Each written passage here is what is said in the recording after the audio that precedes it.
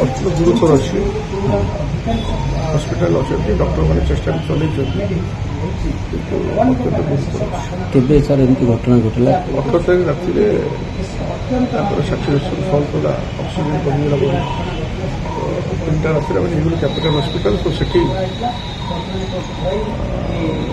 ଗୋଟେ ଷ୍ଟ୍ରୋକ୍ ଆସିଲା ପରେ ଆମେ ତାଙ୍କୁ କିମ୍ସ ହସ୍ପିଟାଲ ନେଇକି ଗଲୁ।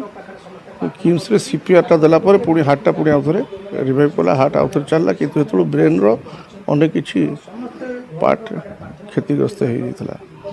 ତାପରଠୁ ଡକ୍ଟର ଏତିକି ଚେଷ୍ଟା କରି କରି ଆସୁଥିଲେ କିନ୍ତୁ ଅତ୍ୟନ୍ତ ଏବେ ବି ଚାଲିଛି, ଚେଷ୍ଟା ଚାଲିଛି ତାଙ୍କ ସାଙ୍ଗରେ। ନାଇଁ ନାଇଁ ନାଇଁ ଲାଷ୍ଟ 18 ତାରିଖ କଥାବାର୍ତ୍ତା ହେଇଥିଲୁ, ସବୁ କରିଥିଲୁ, ରାତିରେ ବି କଥା ହେଇଥିଲେ, ଖାଇଲେ ପିଇଲେ ସବୁ କଲେ। ଡାକ୍ତର ଲାଗିଛନ୍ତି।